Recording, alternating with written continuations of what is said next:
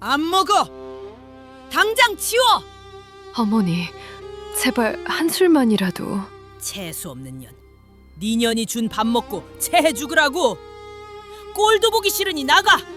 어머니, 국만이라도 드세요. 기력 회복하시라고 정성껏 구웠습니다. 서방 잡아먹은 년이 웬일로 혀부 노릇이야? 이리 내놔봐. 맛이 왜 이래? 텁텁한 게 꼭 흙가루 씹는 것 같은데? 너 여기다 못 탔냐? 아, 아닙니다. 귀한 약재를 조금 넣어서.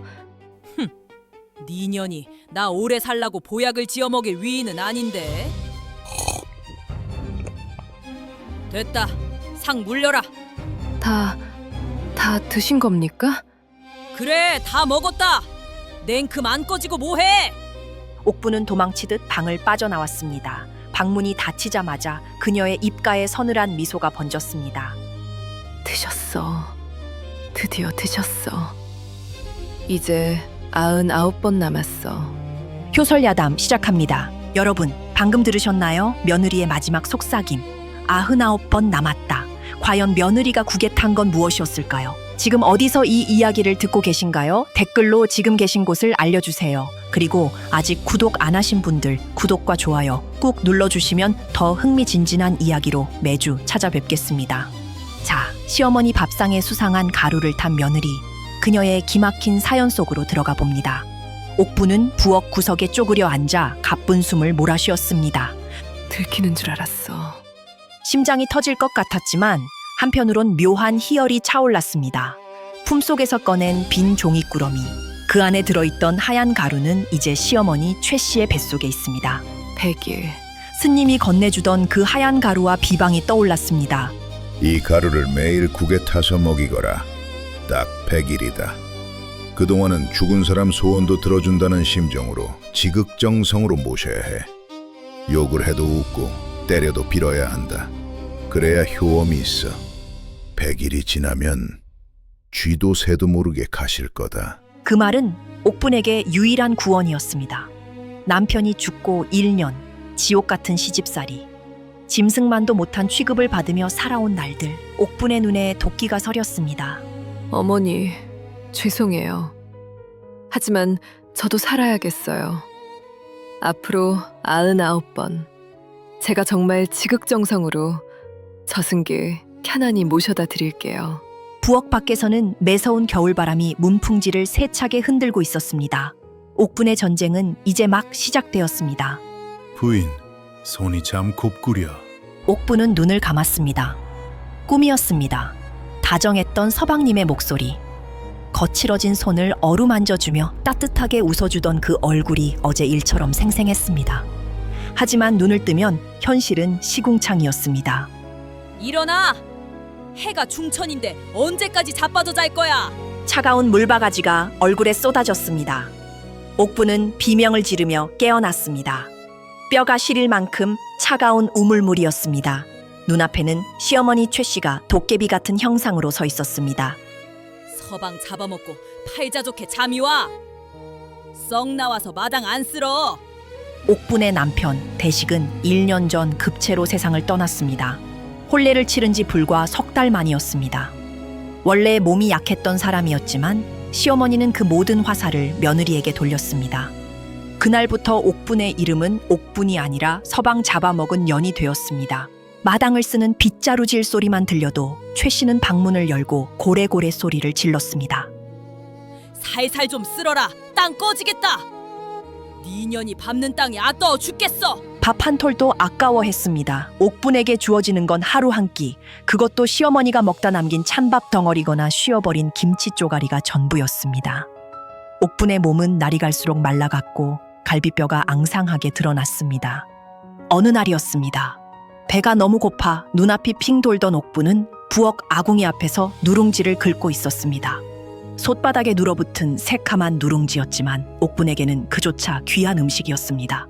떨리는 손으로 누룽지 조각을 입에 넣으려는 순간이었습니다.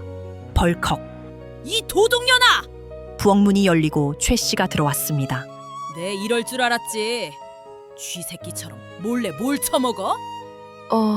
어머니, 그게 아니라 너무 배가 고파서. 배가 고파? 내 아들은 땅 속에서 썩어가는데 너는 배가 고파? 최 씨의 손바닥이 옥분의 뺨을 후려쳤습니다.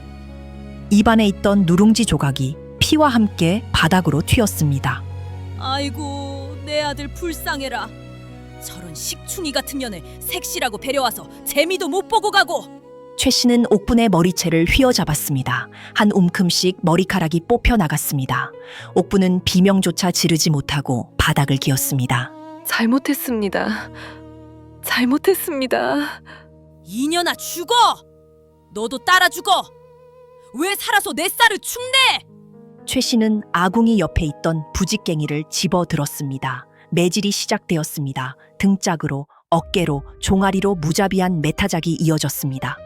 옥부는 몸을 웅크린 채 짐승처럼 신음했습니다. 아팠습니다. 하지만 몸보다 더 아픈 건 마음이었습니다. 내가 죽였나? 정말 내가 죽인 건가? 매일 듣다 보니 세뇌가 되는 것 같았습니다. 남편이 죽은 게 정말 자신의 탓인 것만 같았습니다. 최 씨는 악마였습니다. 사람의 죄책감을 파고들어 영혼까지 갉아먹는 악마. 그날 밤 옥부는 헛간 구석에 처박혀 있었습니다. 온몸이 멍투성이었고 입안은 터져서 비릿했습니다. 멍하니 천장에 매달린 밧줄을 바라보았습니다. 그냥 죽을까? 편해지고 싶었습니다. 이 지옥 같은 곳에서 벗어날 방법은 그것뿐인 것 같았습니다. 옥부는 비틀거리는 몸을 일으켜 밧줄 밑으로 갔습니다. 의자 위에 올라가 목을 매려는 순간 왈칵 눈물이 쏟아졌습니다. 억울했습니다. 너무나 억울해서 죽을 수가 없었습니다. 내가 뭘 잘못했어? 나는 사랑받고 싶었을 뿐인데. 친정 부모님의 얼굴이 떠올랐습니다. 귀하게 키운 딸이 이렇게 개죽음 당하는 걸 알면 피눈물을 흘리실 겁니다. 옥분의 눈빛이 변했습니다. 죽음의 공포가 도끼로 바뀌는 순간이었습니다. 아니, 나는 안 죽어. 죽어야 할 사람은 내가 아니야. 그 길로 옥부는 헛간을 뛰쳐나왔습니다. 그리고 칠흑 같은 어둠을 뚫고 산사로 향했습니다. 용하다는 스님, 사람을 죽이는 비방을 알고 있다는 그 스님을 찾아서 그것이 바로 옥분이 살인을 결심하게 된 진짜 이유였습니다. 스님, 제발 저 좀 살려주십시오. 깊은 산소 감자, 옥부는 차가운 법당 바닥에 이마를 찌으며 오열했습니다. 저 늙은이를 죽여주세요. 아니면 제가 죽을 것 같습니다. 제발 비방을 알려주십시오. 노스님은 묵묵히 염주만 돌릴 뿐 말이 없었습니다. 옥분의 눈에서는 피눈물이 흘렀습니다. 그녀는 멍투성이인 팔을 걷어 보였습니다. 이것 좀 보십시오. 이게 사람 사는 꼴입니까? 매일 맞고 욕먹고 더는 못 참습니다. 그제야 스님이 천천히 눈을 떴습니다. 깊고 서늘한 눈빛이었습니다. 스님은 품 안에서 하얀 종이꾸러미 하나를 꺼내 옥분 앞에 던졌습니다. 툭!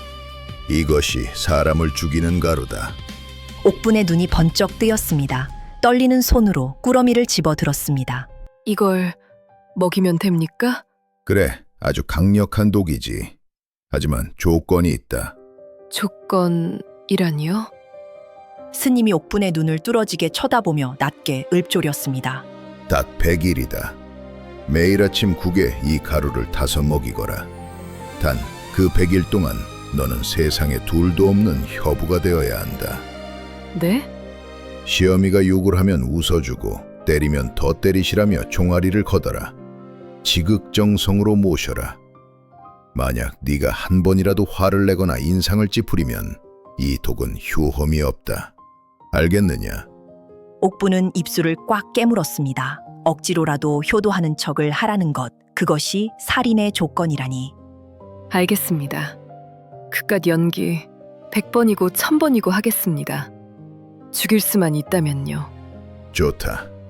100일이 지나면 네 시어미는 쥐도 새도 모르게 갈 것이다. 다음 날 아침부터 옥분의 이중 생활이 시작되었습니다. 부엌 아궁이 앞에서 옥분은 떨리는 손으로 첫 번째 가루를 국에 털어 넣었습니다. 하얀 가루는 순식간에 국물 속으로 사라졌습니다. 어머니, 진지 드세요. 옥부는 생글생글 웃으며 밥상을 들고 방으로 들어갔습니다. 왜 이리 늦어?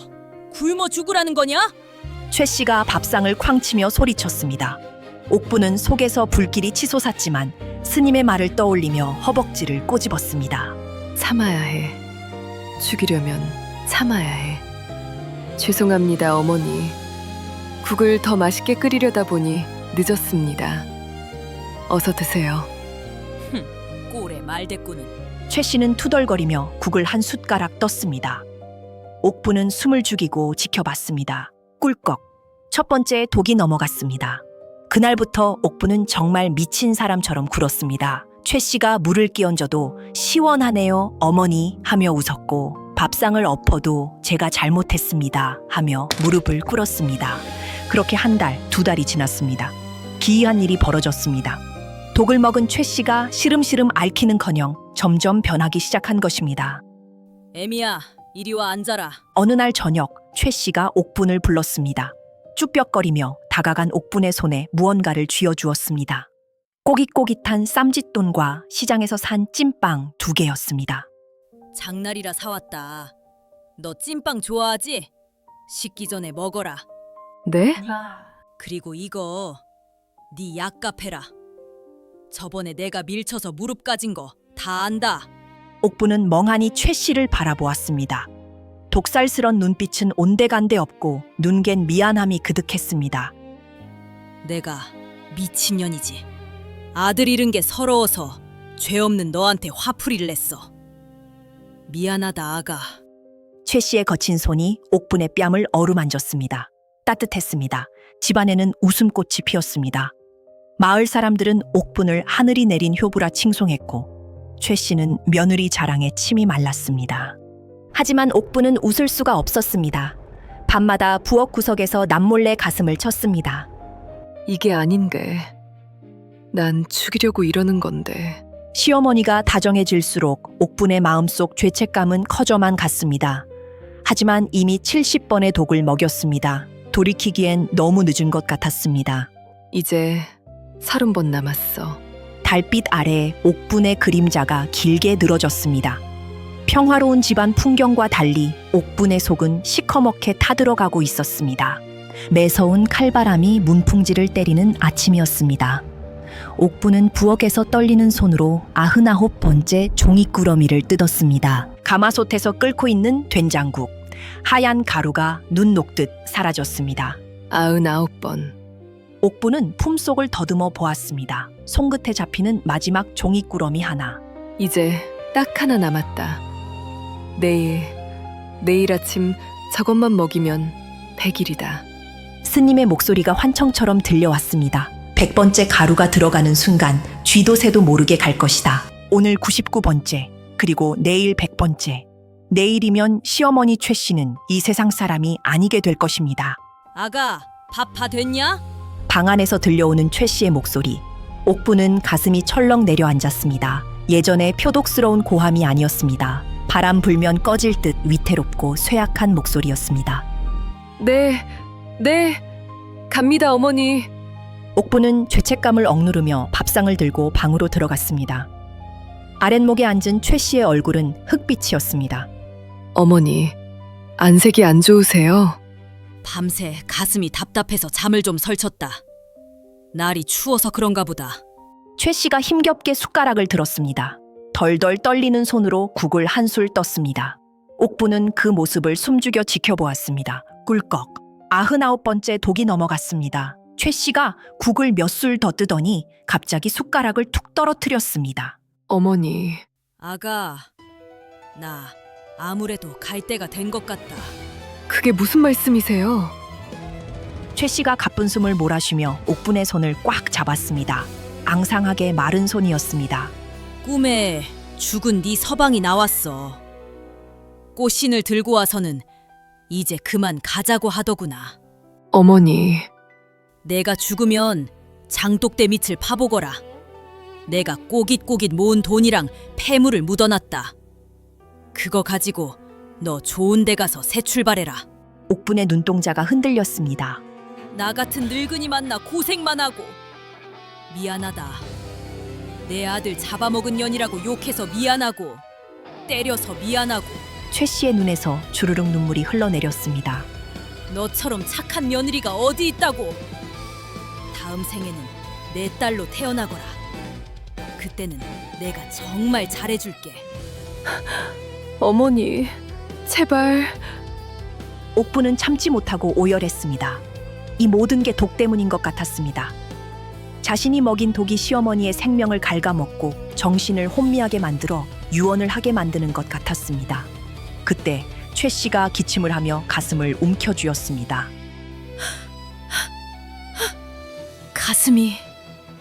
가슴이 타는 것 같아. 어머니, 정신 차리세요. 최 씨가 옥분의 품으로 쓰러졌습니다. 숨이 금방이라도 넘어갈 듯 헐떡였습니다. 죽는다. 진짜 죽는다.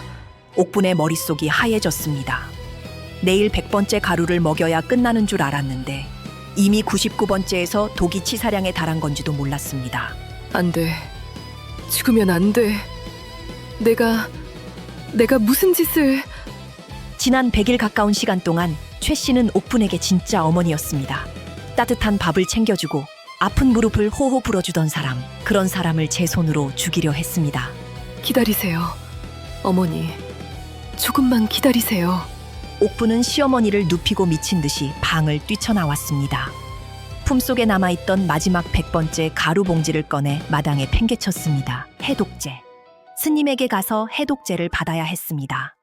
옥분은 고무신이 벗겨지는 줄도 모르고 눈 덮인 산길을 달리기 시작했습니다. 스님! 살려야 한다는 생각뿐이었습니다. 99일의 거짓이 100일의 비극이 되기 직전 옥부는 눈보라 속으로 몸을 던졌습니다. 허억 폐가 찢어질 것 같았습니다. 옥부는 눈 덮인 산길을 미친 사람처럼 달렸습니다. 벗겨진 고무신은 진작에 어디론가 사라졌습니다. 날카로운 돌부리와 얼음 조각이 옥분의 맨발을 사정없이 찔러댔습니다. 하얀 눈길 위에 붉은 핏자국이 뚝뚝 찍혔지만 옥부는 고통조차 느끼지 못했습니다. 늦으면 안 돼. 늦으면 안 돼. 머릿속에는 오로지 시어머니 최 씨의 창백한 얼굴뿐이었습니다. 크으! 돌부리에 걸려 넘어졌습니다. 무릎이 깨지고 손바닥이 까졌습니다. 차가운 눈이 얼굴을 덮쳤습니다. 옥부는 비명을 지르며 다시 몸을 일으켰습니다. 어머니, 조금만 버티세요. 자신이 원망스러웠습니다. 남편 잃은 슬픔을 못 이겨 며느리에게 화풀이하던 시어머니. 그 속도 모르고 당장 몸이 편해지겠다고 독을 먹인 자신. 누가 누구를 용서한단 말입니까? 진짜 죽어 마땅한 사람은 시어머니가 아니라 폐륜을 저지른 옥분 자신이었습니다. 산 중턱에 이르렀을 때 옥분의 숨은 턱 밑까지 차올랐습니다. 저 멀리 암자의 희미한 불빛이 보였습니다. 스님! 옥분은 네 발로 기다시피 하여 일주문을 통과했습니다.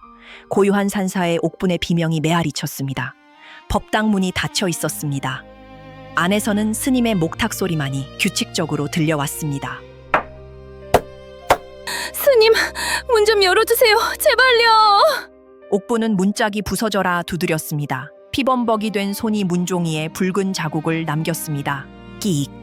마침내 문이 열렸습니다. 100일 전 옥분에게 하얀 가루를 건넸던 그 노스님이 서 있었습니다. 스님의 표정은 바위처럼 무심했습니다. 무슨 일이냐? 야밤에 소란스럽게. 스님, 해독제 좀 주세요.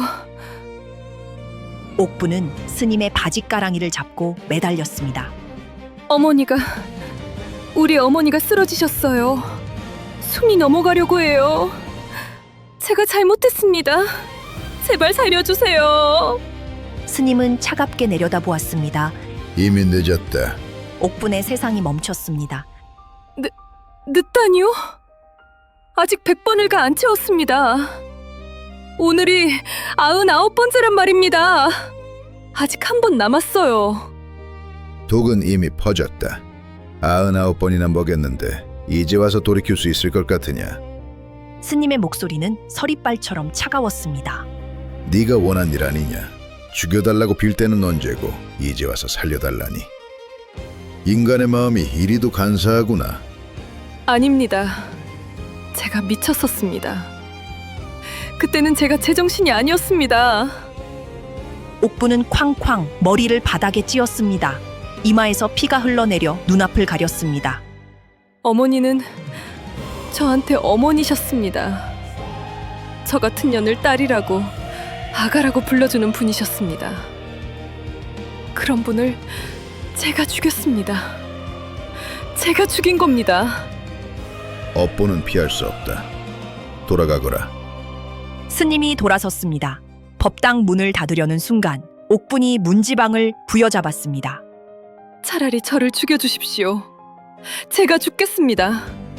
제 목숨을 가져가시고 우리 어머니는 살려주십시오. 제발요, 스님. 제가 지옥불에 떨어지겠습니다. 옥분의 울부짖음이 산사를 뒤흔들었습니다.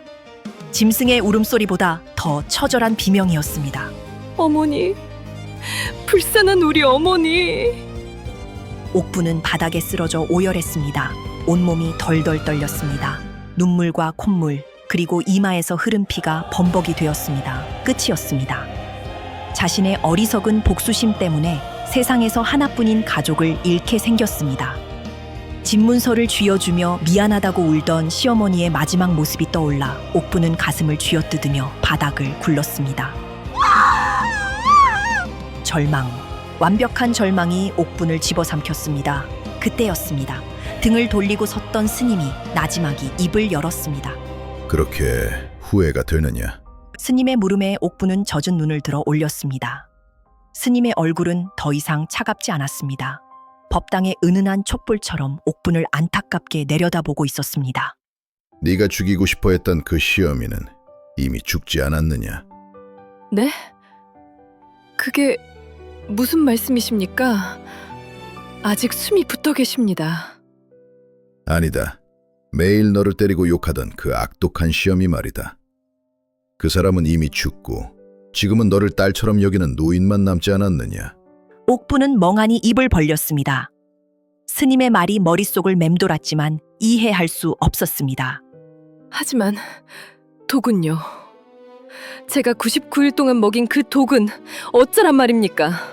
스님이 허허하고 헛웃음을 지었습니다. 독이라. 스님은 법당 구석에 있던 항아리 뚜껑을 열었습니다. 그리고 그 안에서 옥분이 99일 동안 보았던 것과 똑같은 하얀 가루를 한 줌 쥐어 보였습니다. 이걸 말하는 게냐? 스님! 네, 그 독가루요. 스님은 주저없이 그 가루를 자신의 입에 털어 넣었습니다. 스님! 옥분은 경악하며 비명을 질렀습니다. 하지만 스님은 태연하게 오물오물 가루를 씹어 삼켰습니다. 고소하구나. 찹쌀가루에 산마르 갈아 넣었으니 맛이 좋을 게다. 옥분의 눈동자가 지진이라도 난 듯 흔들렸습니다. 찹쌀가루요? 그래, 찹쌀은 속을 편안하게 하고 산마는 기력을 돋우는 약재지. 독은커녕 늙은이들 소화 잘 되라고 먹이는 보약이다. 옥분은 망치로 머리를 얻어맞은 듯 했습니다. 다리에 힘이 풀려 주저앉았습니다. 그럼 제가 어머니께 드린 게... 너는 지난 석 달간 시어미에게 매일 아침 정성껏 보약을 다려 먹인 게다. 옥분의 입에서 탄식이 터져 나왔습니다. 그러니 시어미 얼굴에 살이 오르고 화색이 돌 수밖에. 몸이 편안해지니 마음도 유순해진 게야. 게다가 며느리가 지극정성으로 받들어 모시니 어느 시어미 마음이 녹지 않겠느냐. 스님은 옥분의 앞으로 다가와 어깨를 짚었습니다. 보거라. 네가 미소로 대하니 시어미의 도끼가 사라졌고 네가 정성을 쏟으니 시어미의 마음에 사랑이 싹 텄다. 네 시어미를 죽인 건 그 하얀 가루가 아니라 바로 너의 진심이었다. 악한 시어미를 죽이고 선한 어머니를 살려낸 게지. 옥분은 하염없이 눈물을 흘렸습니다. 안도감과 허탈함, 그리고 밀려오는 깨달음에 가슴이 먹먹했습니다. 그럼 어머니는 왜 쓰러지신 겁니까? 피를 토하듯이 기침을 하시고... 마음의 병, 화병이 풀리느라 그렇다. 평생 도끼를 품고 살던 사람이 갑자기 마음을 놓으니 묵은 채증이 터져나온 게지. 게다가 늙은 몸이 네 효도를 받고 감복하여 기력이 쇠한 탓도 있을 테고. 스님은 품에서 작은 침통을 꺼내 옥분에게 건넸습니다. 가서 10손가락 끝을 따드리고 이 환약을 물에 개어 먹이거라. 그러면 금세 털고 일어나실 게다. 옥분은 떨리는 손으로 침통을 받아들었습니다.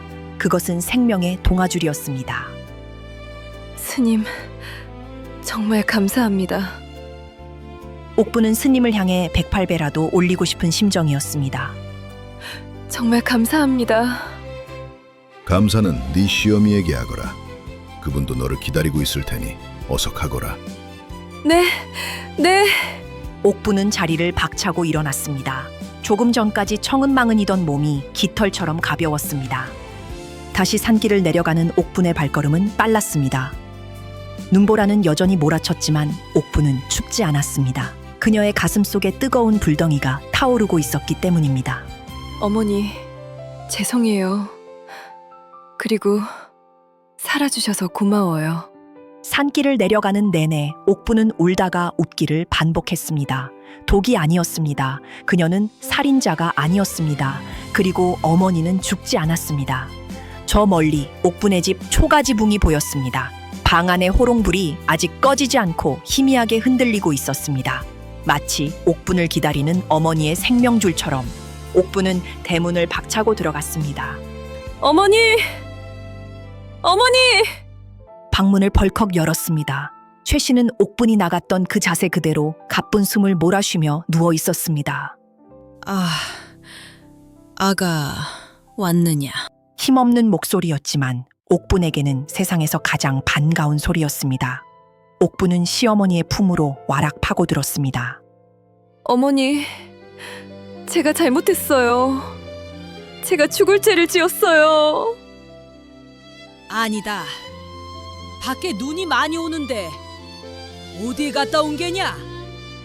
최 씨의 손이 옥분의 얼어붙은 뺨을 감쌌습니다. 이제 모든 진실이 밝혀졌습니다. 남은 것은 옥분의 고백, 그리고 두 사람의 진짜 화해뿐이었습니다. 옥분은 품속에서 스님이 준 환약을 꺼냈습니다. 이것은 단순한 약이 아니었습니다. 두 사람의 새로운 인생을 여는 열쇠였습니다. 어머니, 조금만 참으세요. 옥분은 덜덜 떨리는 손으로 바늘 끝을 불에 달궜습니다. 방 안은 죽음의 그림자가 짙게 드리워져 있었습니다. 최 씨의 숨소리는 가래 끓는 소리처럼 거칠었고 눈은 흰자위가 보일 듯 말 듯 뒤집혀 있었습니다. 따끔. 옥분은 시어머니의 10손가락 끝을 차례로 찔러 검붉은 피를 짜냈습니다. 그리고 스님이 주신 환약을 물에 개어 억지로 흘려 넣었습니다. 비나이다. 비나이다. 부처님, 제 목숨을 깎아서라도 좋으니 우리 어머니 좀 살려주십시오. 옥분은 바닥에 이마를 대고 빌고 또 빌었습니다. 얼마나 지났을까요? 밖에서 몰아치던 눈보라 소리가 잦아들 무렵이었습니다. 최 씨가 트림을 길게 토해냈습니다. 꽉 막혀있던 체증이 내려가는 소리였습니다. 동시에 창백하던 최 씨의 얼굴에 거짓말처럼 혈색이 돌아오기 시작했습니다. 이제 좀 살겠구나. 최 씨가 눈을 뜨고 옥분을 바라보았습니다. 땀과 눈물, 그리고 핏자국으로 얼룩진 며느리의 얼굴. 최 씨는 힘겹게 손을 들어 옥분의 뺨을 닦아주었습니다. 꼴이 이게 뭐냐? 어디 가서 물벼락이라도 맞고 왔냐? 그 따뜻한 손길에 옥분의 둑이 터져버렸습니다. 그녀는 시어머니의 무릎에 얼굴을 파묻고 대성통곡을 했습니다. 아, 어머니, 어머니! 왜 우냐? 나 살아났다. 안 죽었어. 어머니, 아니에요. 죽어야 할 사람은 접니다. 제가 죽을 년입니다. 옥분은 고개를 들지 못한 채 울부짖었습니다. 이제 말해야 했습니다. 이 무거운 죄책감을 안고는 단 하루도 떳떳하게 살 수 없었습니다. 어머니, 용서하지 마세요. 저를 때려 죽이셔도 할 말이 없습니다. 그게 무슨 소리냐? 제가 지난 100일 동안 어머니 국에 가루를 탔습니다. 최 씨의 손이 멈칫했습니다. 스님이 그러셨어요. 그 가루를 100번 먹이면 어머니가 쥐도 새도 모르게 돌아가실 거라고. 그래서 제가 옥분의 목소리가 떨렸습니다. 어머니가 너무 미워서 매일 맞고 사는 게 너무 힘들어서 죽여버리고 싶었습니다. 그래서 독을 탔습니다. 제가 어머니를 죽이려 한 페류나입니다. 방 안에는 정막이 흘렀습니다. 옥부는 숨도 쉬지 못하고 처분만을 기다렸습니다. 뺨을 때려도 머리채를 잡아도 달게 받을 각오였습니다. 하지만 날아온 것은 매질이 아니었습니다. 그래, 그랬구나. 최 씨의 목소리는 덤덤했습니다. 아니, 오히려 슬펐습니다. 얼마나 힘들었으면 그 착한 네가 그런 마음을 먹었겠냐. 네? 옥부는 눈물 범벅인 얼굴을 들었습니다. 최 씨가 옥분을 꼭 끌어안았습니다. 내가 오죽 못 살게 굴었으면, 내가 오죽 악독했으면 네가 그랬겠어. 다 내 탓이다. 내 업보다. 어머니, 그런데 아가, 그거 아니야. 네가 독이라고 탄 그 가루 덕분에 나는 지난 석 달이 평생 중 제일 행복했다. 최 씨의 눈에서도 주르륵 눈물이 흘러내렸습니다. 아들이 죽고 사는 게 지옥 같았는데 네가 매일 아침 웃으면서 밥상을 차려주고 내 말에 귀 기울여주고 그래서 살고 싶어지더라. 아, 이게 사는 맛이구나 싶더라. 그게 독이었다면 나한테는 세상에서 제일 달콤한 독이었다. 그 덕분에 내가 사람답게 살아봤으니 지금 죽어도 여한이 없다. 어머니, 그런 말씀 마세요. 제발 오래오래 사세요. 두 사람은 서로를 부둥켜 안고 울었습니다. 시어머니의 가슴에 맺혀있던 아들 잃은 한도, 며느리의 가슴에 박혀있던 모진 시집살이의 상처도 뜨거운 눈물 속에 녹아내렸습니다. 그것은 독이 아니었습니다. 서로의 상처를 치유하는 약이었고 얼어붙은 마음을 녹이는 사랑이었습니다. 미안하다, 아가. 정말 미안하다. 아니에요, 어머니. 제가 더 죄송해요. 사랑해요, 어머니. 방 안의 호롱불이 두 사람의 그림자를 하나로 비추었습니다. 밖에는 눈이 그치고 먼동이 트고 있었습니다. 기나긴 어둠의 터널을 지나 비로소 진짜 가족이 탄생하는 순간이었습니다. 그로부터 3년이라는 시간이 흘렀습니다. 뒷산에는 진달래가 흐드러지게 피었고 최신의 초가집 마당에는 따사로운 봄 햇살이 가득했습니다. 부엌에서는 구수한 된장 냄새가 피어올랐습니다. 3년 전 도끼가 서린 눈으로 하얀 가루를 타던 며느리는 이제 없습니다. 옥부는 흥얼흥얼 콧노래를 부르며 도마질을 하고 있었습니다. 아가, 그만하고 나와서 이것 좀 먹어라. 마당 평상에서 최 씨의 목소리가 들려왔습니다. 네, 어머니. 지금 나가요. 옥분이 젖은 손을 앞침에 닦으며 나갔습니다. 최 씨는 갓 쪄낸 쑥버무리를 접시에 담아놓고 며느리를 기다리고 있었습니다. 어머니도 참 무릎도 안 좋으신데 쑥은 언제 또 키셨어요? 뒷산에 갔더니 쑥이 아주 연하더라. 너 쑥버무리 좋아하잖니? 식기 전에 어서 들어라. 최 씨가 옥분의 입에 쑥버무리 한 조각을 쏙 넣어주었습니다. 맛있냐? 네, 꿀맛이에요. 어머니 손맛은 임금님도 울고 가겠어요. 헤이쿠, 입에 발린 소리는. 최 씨가 소녀처럼 웃었습니다. 그 얼굴에는 독살스럽던 주름 대신 온화한 미소만이 깊게 패어 있었습니다. 마을 사람들은 이제 두 사람을 고부간이 아니라 친모녀 사이로 알 정도였습니다. 참, 아가, 내일이 그날이구나. 최 씨가 문득 먼 산을 바라보며 말했습니다. 옥분도 하던 행동을 멈췄습니다. 내일은 스님에게 하얀 가루를 받아왔던 날이자 두 사람이 다시 태어난 날이었습니다. 네, 절에 다녀와야지요. 스님께 공양미도 올리고요. 그래. 그 스님 아니었으면 우리는 벌써 저 세상 사람이 되었거나 원수가 되어 살았을 게다. 최 씨가 옥분의 손을 꼭 잡았습니다. 고맙다 아가. 나를 살려줘서 고맙고 사람 만들어줘서 고맙고 그냥 내 며느리가 되어줘서 고맙다.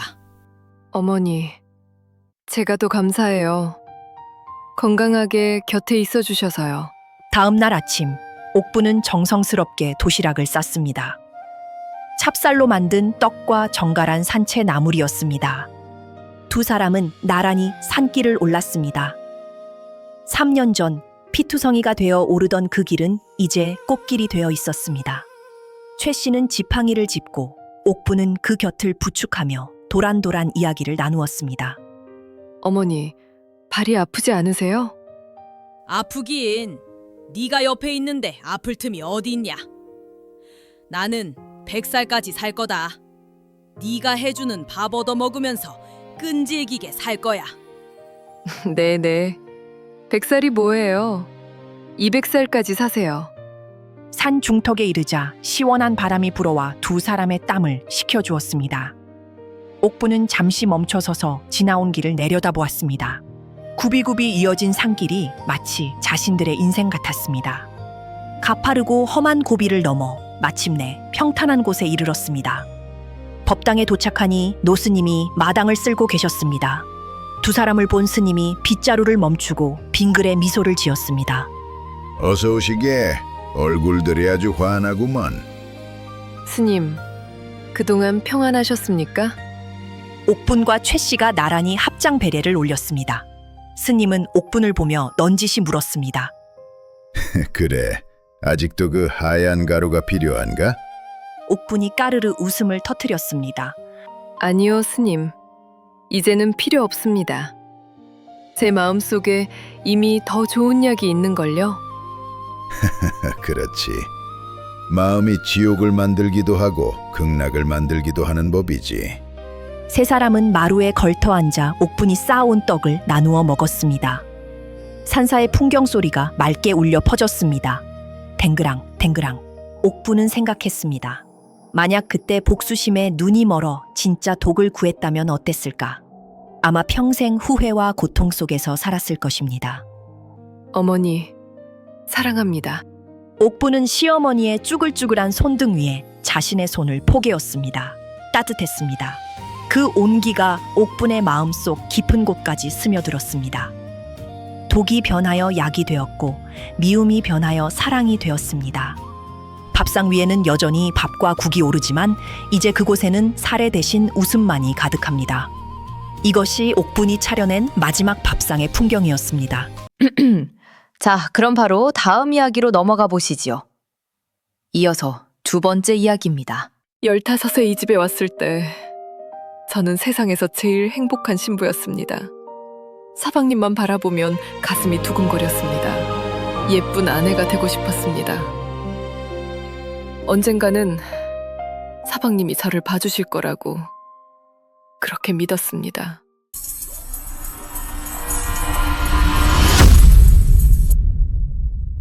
우르릉 쾅! 장대비가 기왓장을 부술 듯 내려꽂히는 밤이었습니다. 처마 밑으로 들이치는 빗물이 마루 끝을 흥건히 적셨지만 서영은 석상처럼 꼼짝도 하지 않았습니다. 그녀의 손에는 작은 소반이 들려 있었습니다.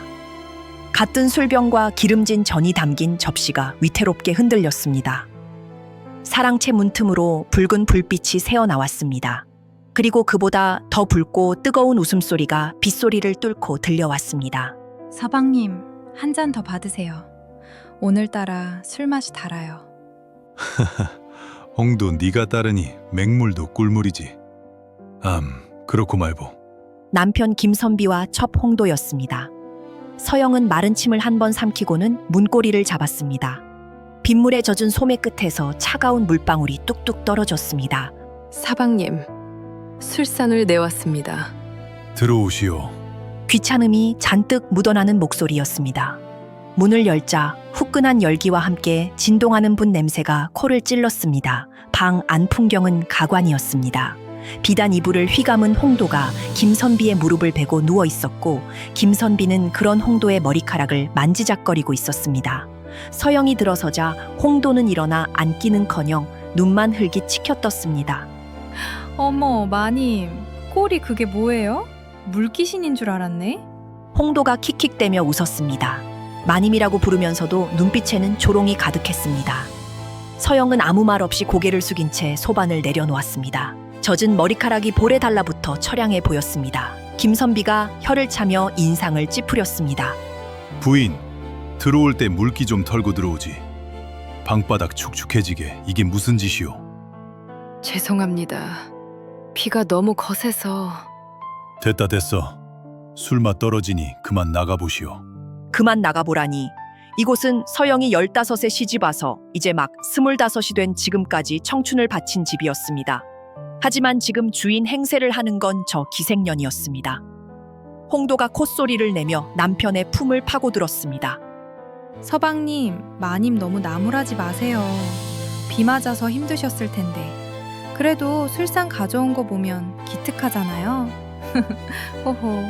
김선비는 서영에게 눈길조차 주지 않고 홍도의 술잔을 채워주었습니다. 자네 마음이 비단결이구만. 알았으니 부인은 얼른 나가요. 서영은 입술을 꽉 깨물었습니다. 피맛이 비릿하게 났습니다. 그녀는 뒷걸음질쳐 방을 빠져나왔습니다. 등 뒤에서 문이 닫히자마자 다시 깔깔거리는 웃음소리가 들려왔습니다. 부엌으로 돌아온 서영은 아궁이 앞에 주저앉았습니다. 타닥타닥 타오르는 불꽃이 그녀의 창백한 얼굴을 비췄습니다. 물동이에 비친 자신의 얼굴을 들여다보았습니다. 아직 고왔습니다. 주름 하나 없는 25, 한창 예쁠 나이였습니다. 하지만 눈동자는 70 노인 같은 체념이 서려 있었습니다. 10년이다. 그녀의 입술 사이로 낮은 독백이 흘러나왔습니다. 15에 꽃가마 타고 이 집에 왔는데 내 창춘이 다 썩어 문드러졌구나. 첫날 밤이 떠올랐습니다. 수줍게 신방을 꾸미고 낭군을 기다리던 15 소녀. 촛불이 타들어가도록 기다렸지만 낭군은 오지 않았습니다. 다음 날 아침이 되어서야 김선비가 돌아왔습니다. 술 냄새를 풍기며 기생 하나를 데리고 이 여인은 홍도라 하오. 앞으로 같이 살 것이니 잘 지내보시오.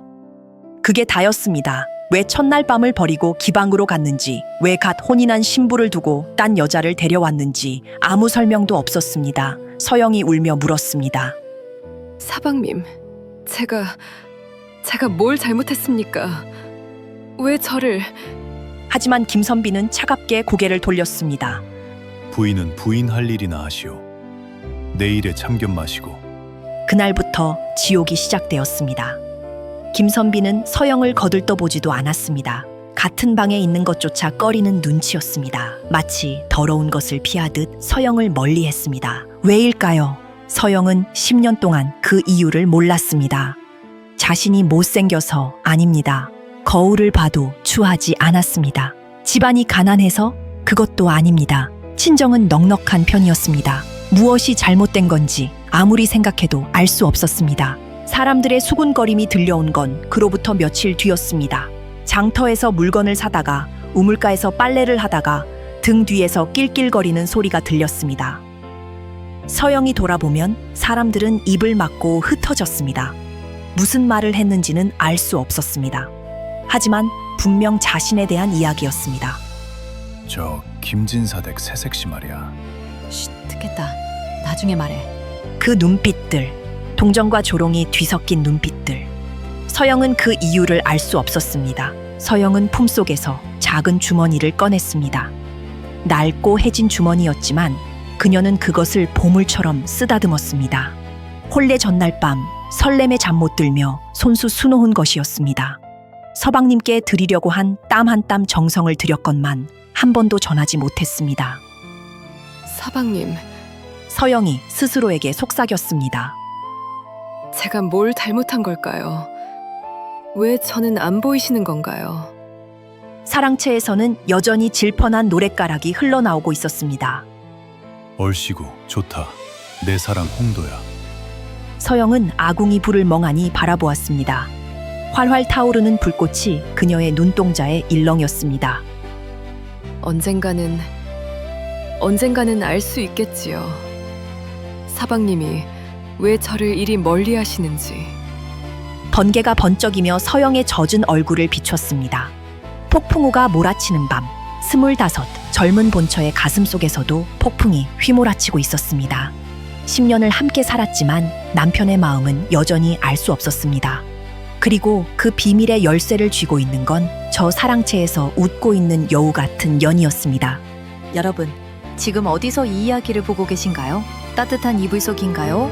아니면 퇴근길 버스 안인가요? 편안한 곳이든 분주한 곳이든 잠시 댓글로 여러분의 안부를 남겨주세요. 그리고 아직 구독 안 하신 분들 계신가요?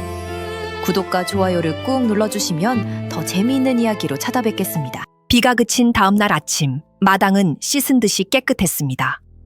하지만 우물가에 쭈그리고 앉은 서영의 손은 엉망이었습니다. 찬물에 불어 터진 손가락 마디마디가 붉게 갈라져 피가 배어 나오고 있었습니다. 아이고 아기씨. 아니 마님, 손이 이게 뭡니까?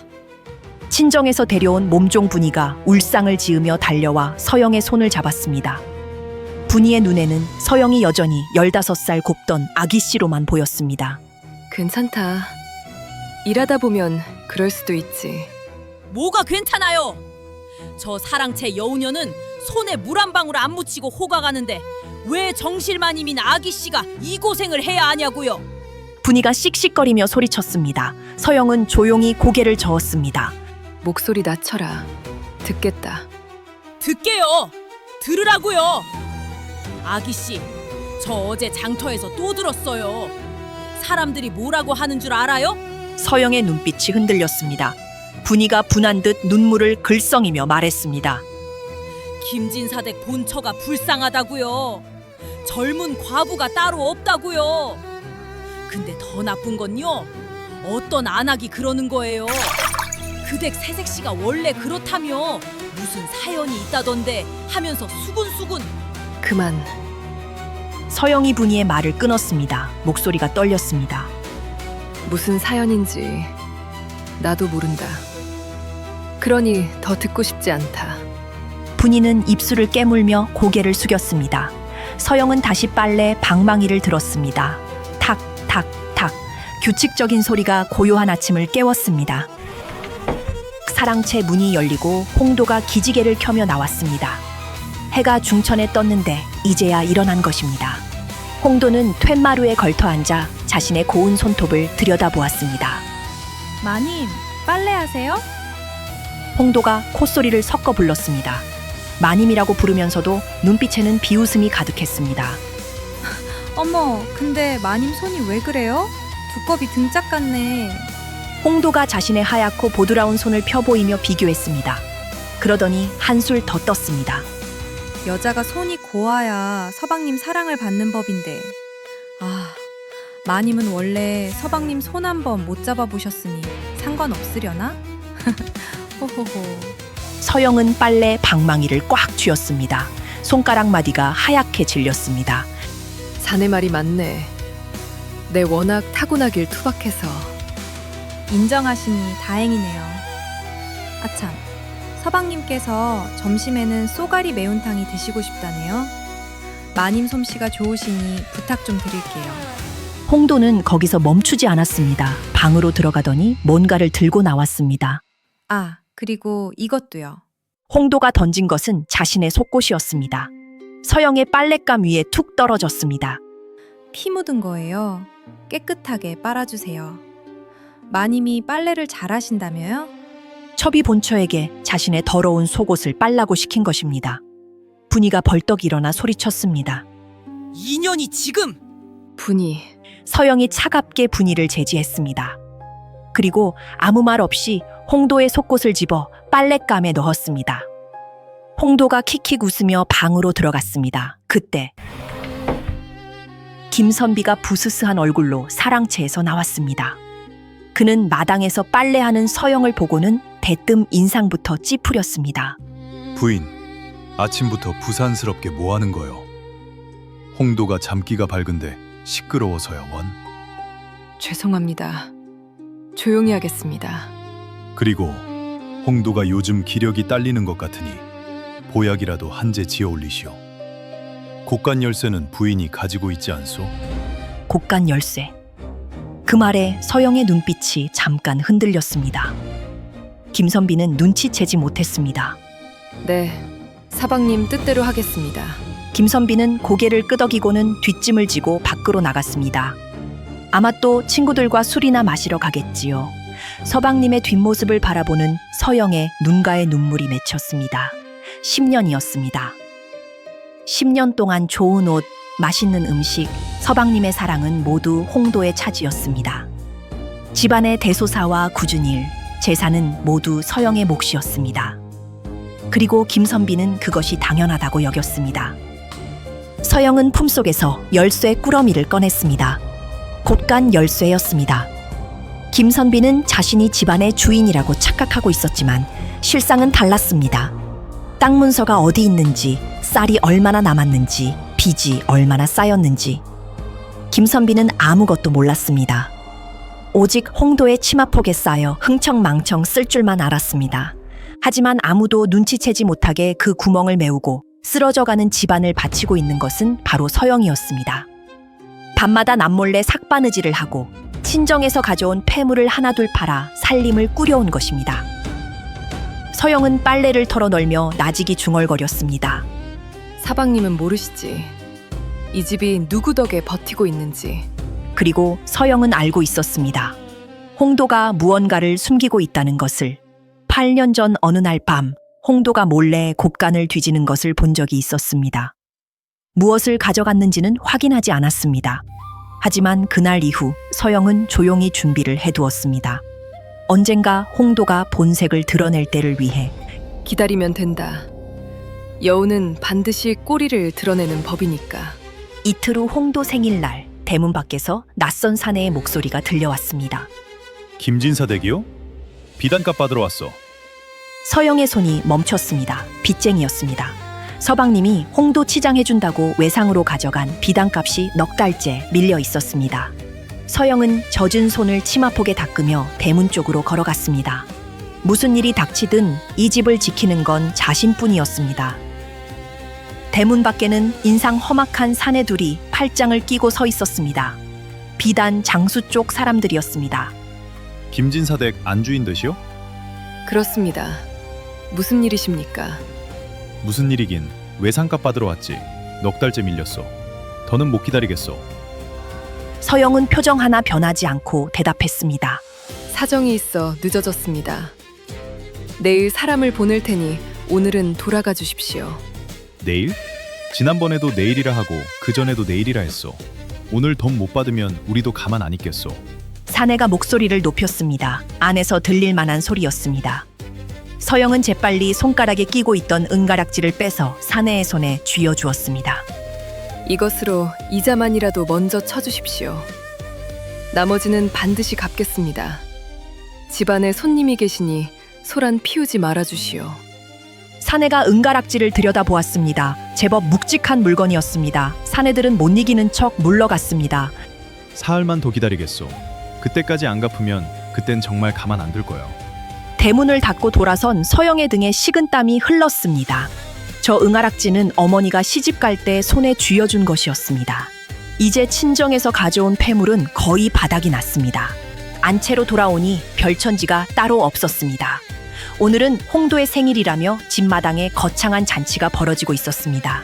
악공까지 불러 피리와 장구를 울리게 하고 마당에는 숯불 냄새와 고기 굽는 냄새가 진동했습니다. 좋다, 좋아. 오늘이야말로 태평성대로구나. 김선비는 술에 거나하게 취해 덩실덩실 어깨춤을 추었습니다. 홍도는 새빨간 비단 치마를 입고 서방님 옆에 찰싹 달라붙어 앵두 같은 입술로 술을 받아먹고 있었습니다. 서방님, 오늘 저 정말 행복해요. 내 홍도가 행복하면 나도 행복하지. 서방님이 최고예요. 세상에서 제일 좋은 서방님이에요. 홍도가 살랑살랑 애교를 부렸습니다.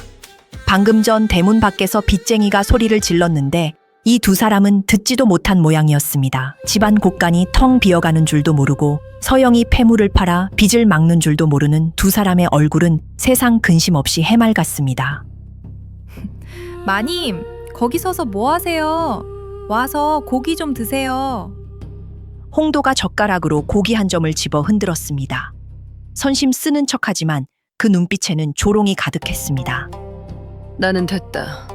입맛이 없어서. 어머, 이 좋은 날에 입맛이 없으시다니. 마님은 참 복이 없으셔. 서방님, 마님은 안 드신다니 우리끼리 먹어요. 그래. 자네 많이 먹게.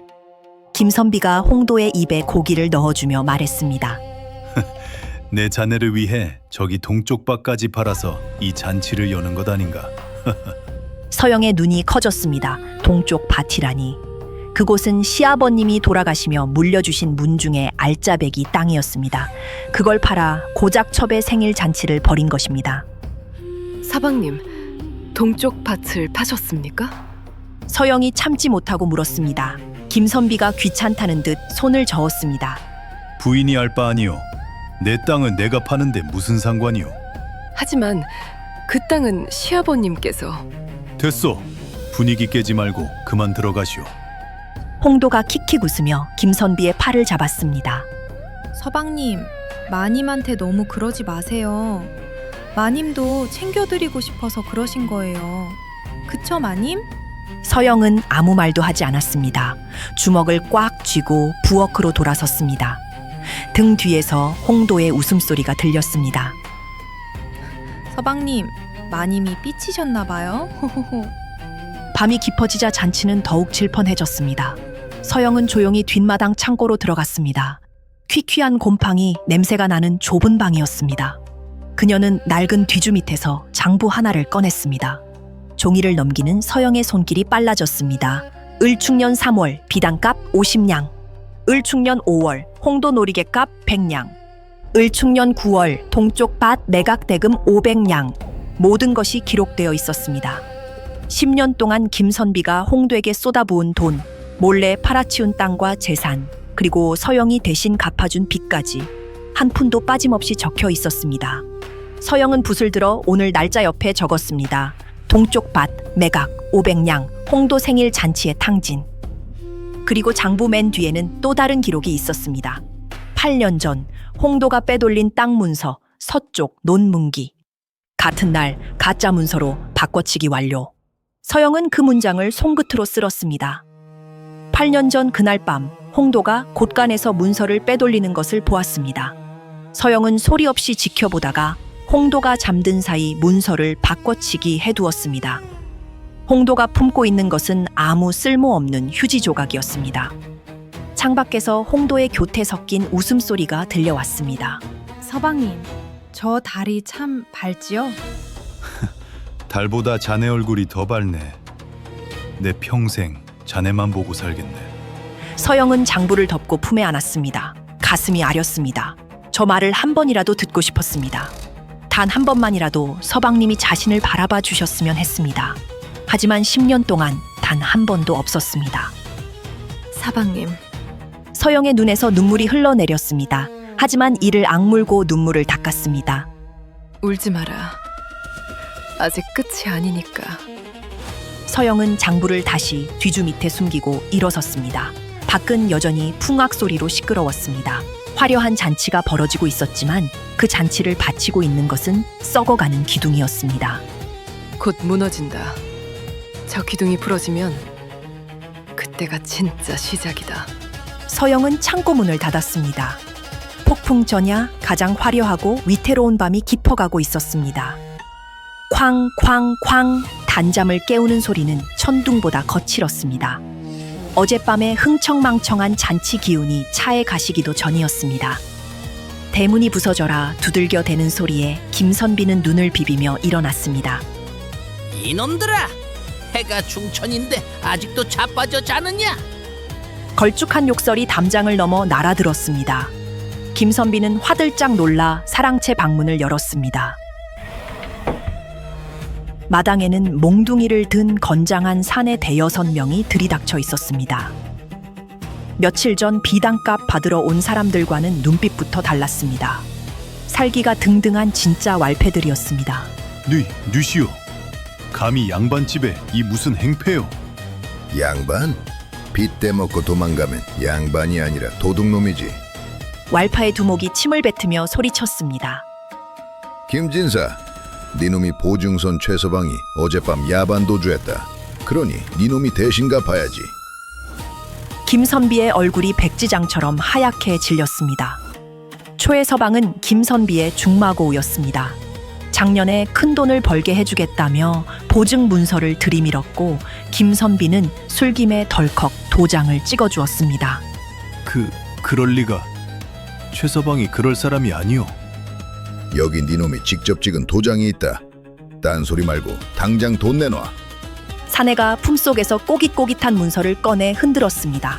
선명하게 찍힌 김선비의 도장이 그의 숨통을 조여왔습니다. 그때 부엌에서 아침 죽을 끓이던 서영이 소란을 듣고 밖으로 나왔습니다. 부엌문 앞 처마 밑에 서서 마당을 바라보았습니다. 평소 같았으면 벌써 뛰어나가 빚쟁이들을 달래고 돌려보냈을 것입니다. 하지만 오늘은 움직이지 않았습니다. 마님, 안 나가세요? 큰일 났는데. 분위가 다급하게 속삭였습니다. 서영은 고개를 저었습니다. 오늘은 가만히 있자. 네? 하지만 두고 보자. 저 여우가 어떻게 하나. 서영의 눈이 사랑채 쪽을 향했습니다. 홍도가 어떻게 나오는지 두 눈으로 똑똑히 보고 싶었습니다. 마당에서는 왈패들이 날뛰기 시작했습니다.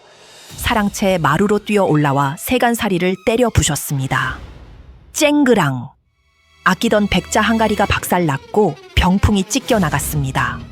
집안은 순식간에 아수라장이 되었습니다. 이게 무슨 짓이야? 비명을 지르며 뛰쳐나온 것은 홍도였습니다. 속옷바람에 겉옷만 대충 걸친 채 사색이 되어 김선비 뒤로 숨었습니다. 서방님, 이게 다 무슨 일이에요? 저 사람들 좀 쫓아내요. 자, 잠깐만 기다리게. 내가 해결하겠네. 김선비는 덜덜 떨리는 손으로 허리춤을 더듬었습니다. 하지만 엽전 한 입 없었습니다. 그는 다급하게 소리쳤습니다. 부인, 어디 있어? 곳간 열쇠 좀 주시오. 서영은 처마 밑에서 한 발짝도 움직이지 않았습니다. 분이가 안절부절 못하며 서영의 소매를 잡아당겼습니다. 마님, 서방님이 부르세요. 들린다. 하지만 오늘은 안 나간다. 서영은 낮은 목소리로 대답했습니다. 그녀의 눈은 오직 홍도만 바라보고 있었습니다. 김선비가 다시 소리쳤습니다. 부인. 대답이 없자 김선비는 왈패 두목에게 사정하기 시작했습니다. 조금만 기다려 주시오. 곳간의 돈이. 곳간? 어디 열어봐라. 왈패 두목이 부하들에게 턱짓을 했습니다. 사내 둘이 곳간으로 달려가 문을 부수고 들어갔습니다. 잠시 후 빈손으로 나왔습니다. 두목, 쥐새끼 한 마리 없습니다.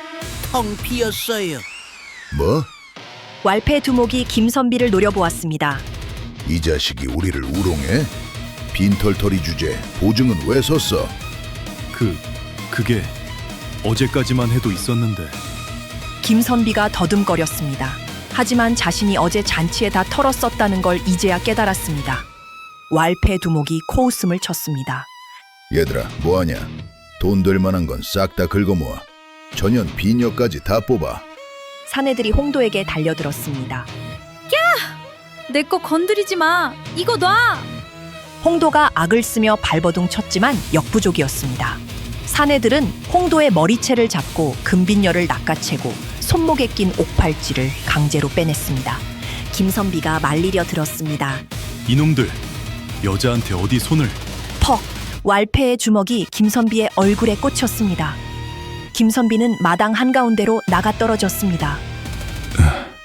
바닥에 나뒹군 김선비는 처참한 몰골이었습니다. 입가에서 피가 터졌습니다. 하지만 그는 고개를 들어 홍도를 바라보았습니다. 홍도야, 괜찮냐? 평소 같았으면 서방님 괜찮으세요? 하며 달려와 안겼을 홍도였습니다. 하지만 비녀를 뺏긴 채 산발이 된 홍도의 눈빛은 싸늘하게 식어 있었습니다. 에이씨, 재수 온 붙었네. 홍도의 입에서 거친 욕이 튀어나왔습니다. 사랑스럽던 목소리는 온데간데 없고 표독스러운 야만 남아 있었습니다. 홍도야, 그게 무슨... 무슨 말이긴 부자라며 떵떵거리며 살게 해준다며 이게 꼴이 뭐야? 홍도가 바닥에 침을 뱉었습니다. 김선비를 향해서였습니다. 돈도 없는 주제에 양반 타령이나 하고 능력 없으면 주제 파악이나 할 것이지 내 팔자가 사나워서 이런 한량한테 10년을 버렸어. 김선비의 세상이 와르르 무너져 내리는 순간이었습니다. 목숨처럼 사랑했던 여인의 입에서 저런 말이 나올 줄은 꿈에도 몰랐습니다. 서영은 부엌 처마 밑에서 이 모든 광경을 지켜보고 있었습니다. 바닥에 엎어진 남편의 처참한 등, 그리고 본색을 드러낸 첩의 표독스러운 얼굴. 서영의 예상대로였습니다. 돈이 떨어지면 저 여우는 반드시 꼬리를 드러낼 것이라고 10년 동안 지켜보며 알고 있었습니다. 하지만 서영의 눈에서 눈물이 흘러내렸습니다. 그것은 홍도 때문이 아니었습니다. 흙바닥에 쓰러진 서방님이, 저토록 처참하게 배신당한 서방님이 죽을 만큼 가슴이 아팠습니다. 사방님, 그녀의 속삭임은 왈패들의 고함 소리에 묻혀 사라졌습니다. 화려했던 김진사 댁의 몰락은 순식간이었습니다. 썩은 기둥이 마침내 부러지고 모든 것이 진흙탕 속으로 처박히고 말았습니다. 왈패들이 폭풍처럼 휩쓸고 간 자리는 처참했습니다. 세간살이는 박살나 마당에 굴러다녔고 김선비는 흙투성이가 된 채 마당 구석에 처박혀 있었습니다. 홍도야. 그는 온몸이 욱신거렸지만 이를 악물고 몸을 일으켰습니다. 엉금엉금 기어서 사랑채 마루로 올라갔습니다. 사랑하는 홍도가 혹시 다쳤을까봐 찢어진 입술에서 피를 흘리면서도 방문을 열었습니다. 홍도는 멀쩡했습니다. 겁에 질려 떨고 있을 줄 알았던 홍도는 장롱문을 활짝 열어젖힌 채 무언가를 찾고 있었습니다. 바닥에는 김선비의 옷가지들이 어지럽게 널려 있었습니다. 젠장, 땡전 한 푼 없잖아. 홍도의 입에서 거친 욕설이 튀어나왔습니다. 김선비는 멍하니 문지방을 붙잡고 그 모습을 바라보았습니다. 홍도야, 너 지금 뭐 하는 거냐? 그제야 홍도가 고개를 돌렸습니다. 그녀의 눈빛에는 짜증과 경멸뿐이었습니다. 뭐하긴 살길 찾지. 서방님은 빈털터리가 됐는데 나라도 챙겨야지. 홍도는 품속에서 낡은 문서 하나를 꺼내 보였습니다. 딱 문서였습니다. 이거면 된다. 이거 하나면 천냥은 받아. 김선비의 눈이 휘둥그레졌습니다. 그건 서쪽놈 문서가 아니냐? 네가 왜 그걸... 1년 전에 빼둔 거야. 서방님이 술 처먹고 뻗어 있을 때 몰래 챙겼지. 이런 날이 올 줄 알았거든. 홍도는 비웃으며 보따리를 쌌습니다. 옷가지 몇 벌과 은수저를 쑤셔 넣었습니다. 아이연, 8년 동안 날 속인 거냐? 속이긴 뭘 속여. 서방님이 멍청한 거지. 홍도는 보따리를 들쳐 메고 방을 나섰습니다. 문턱에 쓰러져 있는 김선비를 벌레 보듯 넘어가며 말했습니다. 이 문서 팔아서 먼 데로 갈 거야. 다른 고을 가서 새 인생 살아야지. 여기선 기생 출신이라고 손가락질 받지만 돈만 있으면 양반 행세도 할 수 있거든. 가지 마라, 홍도야. 김선비가 손을 뻗어 홍도의 치맛자락을 잡으려 했습니다. 홍도는 매정하게 발을 뿌리쳤습니다. 10년 품삯이라 생각해. 서방님 비위 맞춰준 거 공짜인 줄 알아? 홍도가 대문을 박차고 나가버렸습니다. 흙바닥에 얼굴을 처박은 김선비의 눈에서 뜨거운 눈물이 쏟아졌습니다. 왈패에게 맞은 상처보다 10년을 바쳐 사랑한 여인의 배신이 가슴을 후벼 팠습니다. 으아! 내가 미쳤지. 내가 눈이 멀었지. 한참을 통곡하다 목이 타들어갈 듯 말라왔습니다. 물 좀. 그때 누군가 마루 위로 다가오는 인기척이 느껴졌습니다. 서영이었습니다. 그녀의 손에는 사발에 담긴 물이 들려 있었습니다. 드세요. 서영이 김선비 앞에 물그릇을 내려놓았습니다. 김선비는 떨리는 손으로 물을 허겁지겁 들이켰습니다. 물을 다 마시고 고개를 들자 눈가가 붉은 서영의 얼굴이 보였습니다. 부인도 울었어? 사방님이 맞으시는데 어찌 안 울겠습니까? 서영의 목소리가 떨렸습니다. 김선비는 고개를 들 수 없었습니다. 서영은 빈 사발을 들고 일어섰습니다. 그녀의 눈이 대문 밖 홍도가 사라진 쪽을 향했습니다. 사방님, 잠깐만 기다리세요. 어디 가시오? 되찾아올 게 있습니다. 서영은 분이를 불러 머슴 둘을 데려오게 했습니다. 그리고 조용히 대문을 나섰습니다. 홍도가 품고 도망친 그 문서가 가짜라는 것을 아직 아무도 몰랐습니다. 어스름이 깔린 고갯길, 홍도는 숨이 턱 끝까지 차올랐지만 멈추지 않았습니다.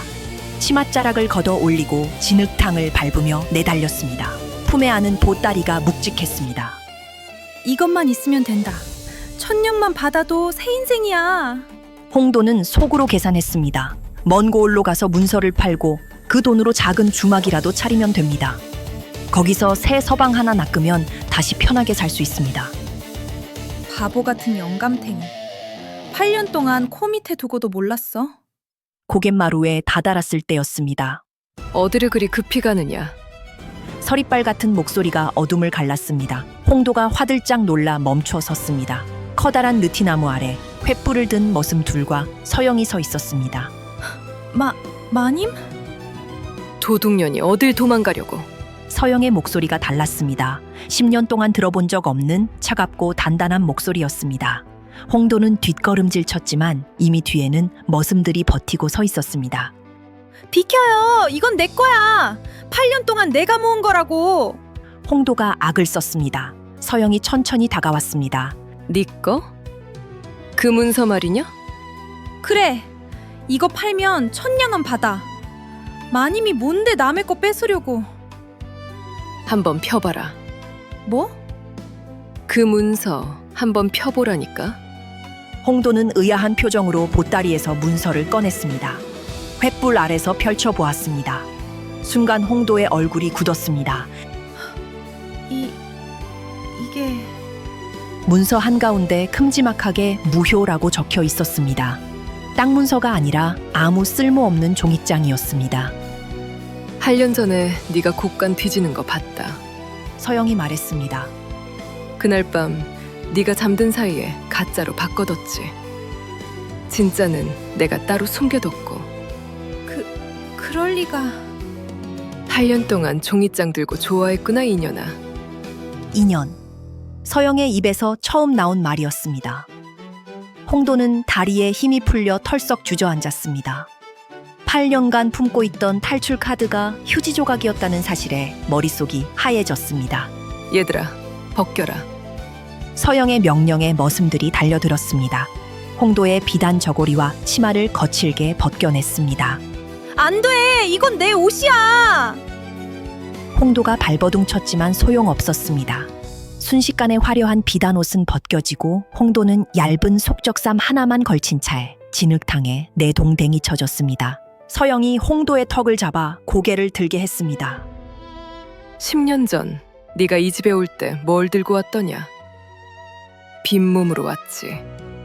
그러니 갈 때도 빈몸으로 가는 게 맞다. 마님, 아니, 언니, 잘못했어요.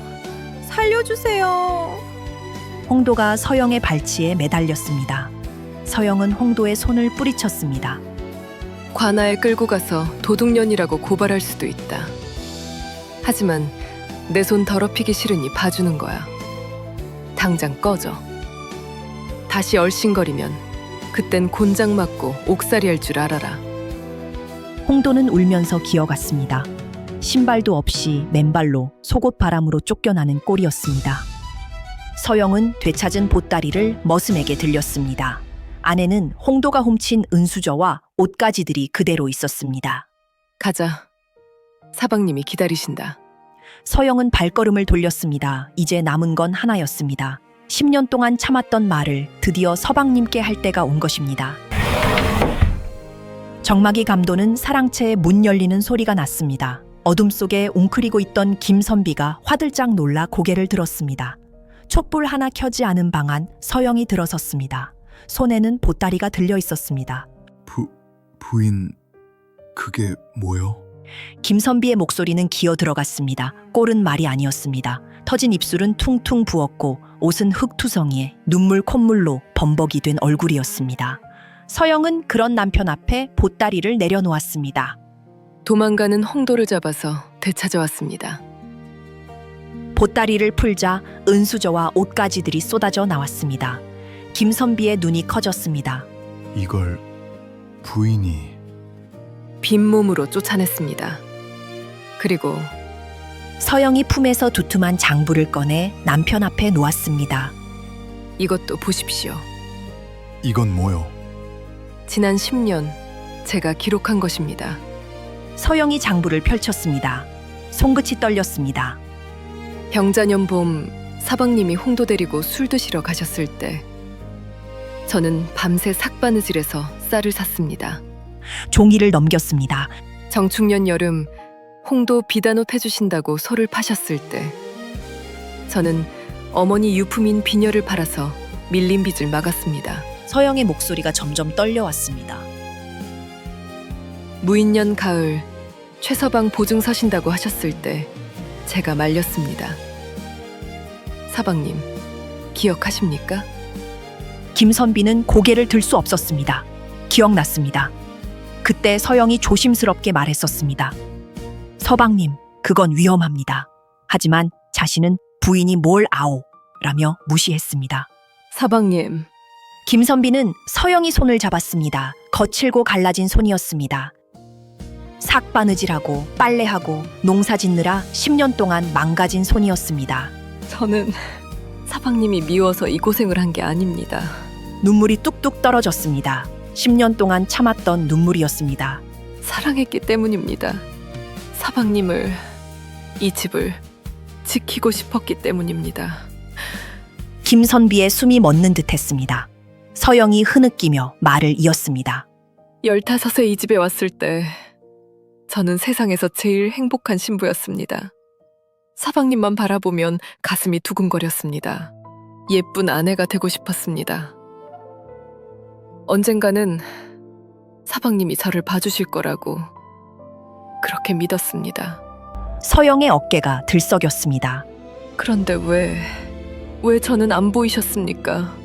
저도 사방님 아내인데, 저도 사랑받고 싶었는데 왜 저한테는 눈길 한 번 안 주셨습니까? 서영이 엉엉 울기 시작했습니다. 더 이상 참을 수 없었습니다. 당돌한 아내도 복수의 화신도 아니었습니다. 그저 남편에게 사랑받고 싶었던 한 여자의 절규였습니다. 김선비는 망치로 머리를 얻어맞은 듯 했습니다. 입술이 파르르 떨렸습니다. 부인은 몰랐어? 네? 무엇을요? 내가 왜 부인을 멀리했는지 몰랐단 말이오? 서영이 눈물 젖은 얼굴을 들었습니다. 김선비가 고개를 떨구며 말했습니다. 본래 전날이었어. 홍도가 날 찾아왔어. 기방에서 알던 사이였는데 갑자기 나타나서 김선비의 목소리가 갈라졌습니다. 홍도가 그러더이다. 부인 집안은 대대로 피가 약해서 30을 못 넘기고 죽는다고. 아이를 낳아도 기영아가 나온다고. 서영의 눈이 휘둥그레졌습니다. 그래서 혼인해도 소용없다고. 어차피 일찍 죽을 여자한테 정 줘봤자 나만 손해라고. 홍도가 그렇게. 사방님, 나는 그 말을 믿었어. 장터에서도 우물가에서도 사람들이 수군거리길래 다들 아는 이야기인 줄 알았어. 그래서 김선비가 울먹였습니다. 부인한테 정 주면 안 된다고. 어차피 오래 못 살 사람이라고 그렇게 생각했어. 그러니 차라리 안 보는 게 낫다고. 서영은 믿을 수 없다는 표정이었습니다. 10년 동안 자신이 왜 버림받았는지 몰랐습니다. 못생겨서도 모자라서도 집안이 가난해서도 아니었습니다. 홍도가 퍼뜨린 거짓 소문 때문이었습니다. 사방님, 저희 집안은 그런 집안이 아닙니다. 서영이 떨리는 목소리로 말했습니다. 저희 어머니는 8숨까지 사셨습니다. 외할머니도 7순을 넘기셨고요. 피가 약하다니요. 기영아라니요. 그런 일은 한 번도 없었습니다. 김선비의 얼굴이 하얗게 질렸습니다. 그러면 내가 속으신 겁니다. 홍도한테 10년 동안. 서영의 눈에서 새로운 눈물이 흘렀습니다. 분노가 아니었습니다. 서러움이었습니다. 거짓말 하나에 10년 청춘이 썩어갔다는 것이 가슴이 찢어지게 슬펐습니다. 김선비는 바닥에 머리를 찧었습니다. 쾅, 쾅, 쾅. 이마가 터져 피가 흘렀지만 멈추지 않았습니다. 내가 죽을 죄를 지었소. 부인이 아무 잘못도 없는데 그런 헛소문 하나에 10년을 김선비가 짐승처럼 울부짖었습니다. 부인, 나를 때리시오. 욕을 하시오. 이 못난 놈이 10년 동안 눈이 멀어 있었소. 서영은 피를 흘리며 우는 남편을 바라보았습니다. 미워해야 했습니다. 원망해야 했습니다. 하지만 이상하게도 분노가 나지 않았습니다. 서방님도 홍도에게 속은 피해자라는 걸 이제야 알았기 때문입니다. 서방님, 서영이 남편의 손을 잡아 고개를 들게 했습니다. 저도 바보였습니다. 왜 버림받았는지 여쭤볼 용기도 없이 혼자 끙끙 앓기만 했으니까요. 하지만 이제 알았습니다. 서방님 잘못이 아니었어요. 저희 둘 다 그 여우한테 속은 겁니다. 서영이 치마 끝으로 김선비의 피를 닦아주었습니다. 손길이 따뜻했습니다. 서방님, 약속해 주십시오. 뭐든 하겠소. 뭐든. 앞으로는 저도 좀 봐주십시오. 저도 서방님 아내입니다. 김선비가 서영을 끌어안았습니다. 10년 만에 처음 안아보는 아내였습니다. 마른 몸. 10년 동안 자신 대신 집안을 지탱해온 여린 어깨였습니다. 부인, 아니, 여보. 김선비가 떨리는 목소리로 불렀습니다. 서영의 눈이 커졌습니다. 10년 만에 처음 들어보는 호칭이었습니다. 이제부터 내가 잘하겠소. 2번 다시 당신 울리지 않겠소. 서영의 눈에서 눈물이 주르륵 흘렀습니다. 하지만 이번에는 서러움이 아니었습니다. 10년을 기다려 마침내 들은 남편의 진심이었습니다. 두 사람은 서로 부둥켜 안고 한참을 울었습니다. 오해와 거짓말로 엉켜있던 10년의 매듭이 드디어 풀리는 밤이었습니다. 그날 밤 서영은 10년 만에 처음으로 사랑채에서 잠을 잤습니다. 김선비가 조심스럽게 서영의 손을 잡았습니다. 떨리는 손이었습니다. 여보. 오늘 밤은 제발 여기서 자시오. 서영의 얼굴이 붉어졌습니다. 15 신부 때처럼 수줍음이 올라왔습니다. 서방님, 10년 전 첫날 밤에 내가 못해준 것을. 김선비가 서영의 볼을 어루만졌습니다. 처음으로 아내의 얼굴을 제대로 본 것 같았습니다. 이제라도 하고 싶소. 부인이 이리 고울 줄 몰랐소. 내 눈이 멀어도 한참 멀었소. 서영의 눈에 눈물이 맺혔습니다. 10년 동안 듣고 싶었던 말이었습니다. 촛불이 꺼지고 방 안은 어둠에 잠겼습니다. 10년 묵은 서러움이 녹아내리는 밤이었습니다. 1년이 흘렀습니다. 여보, 오늘 장터 가지 않겠소? 김선비가 서영의 손을 잡으며 물었습니다. 환하게 갠 가을 하늘이 장터 나들이를 부추기고 있었습니다. 장터요? 10년 동안 한 번도 같이 나들이 못했잖소. 오늘은 내가 맛있는 것도 사주고 예쁜 것도 사줄 거요. 두 사람은 나란히 장터로 향했습니다. 서영은 자꾸만 웃음이 났습니다. 꿈만 같았습니다. 장터는 북적북적했습니다. 떡장수가 김 모락모락 나는 시루떡을 팔고 있었습니다. 여보, 저거 먹어보겠어? 김선비가 떡을 사서 서영의 입에 넣어주었습니다. 서영은 얼굴이 빨개졌습니다. 서방님, 사람들이 봐요. 보면 어때? 내 마누라한테 떡 먹이는 게 죄요? 김선비가 비녀파는 좌판 앞에서 멈췄습니다. 여보, 이리 와보시오. 혼인하고 한 번도 선물을 못 해줬잖소. 김선비가 은비녀 하나를 골라 서영의 머리에 꽂아주었습니다. 역시 내 마누라가 제일 예쁘구려. 서영이 웃음을 터뜨렸습니다. 그 순간이었습니다. 서방님, 서방님. 어디선가 기어 들어가는 목소리가 들려왔습니다. 좌판 옆 구석에 거지 하나가 웅크리고 있었습니다. 누더기를 걸치고 한쪽 다리가 이상하게 꺾여 있었습니다. 동상에 걸려 썩어 들어간 것 같았습니다. 홍도였습니다. 서방님, 접니다. 홍도예요. 살려주세요. 홍도가 김선비의 바짓가랑이를 붙잡았습니다. 김선비의 얼굴이 굳었습니다. 네 년이 나한테 무슨 짓을 했는지 알아? 김선비가 홍도의 손을 뿌리쳤습니다. 내 마누라가 일찍 죽는다고? 아이 낳으면 기영하라고?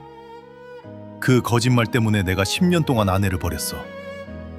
네 년 때문에 내 아내가 10년 동안 울었어. 서방님, 그건... 꺼져. 김선비가 홍도를 발로 걷어찼습니다. 홍도가 진흙탕에 나뒹굴었습니다. 홍도가 울면서 이번에는 서영에게 기어왔습니다. 마님, 살려줘요. 죽게 생겼어요.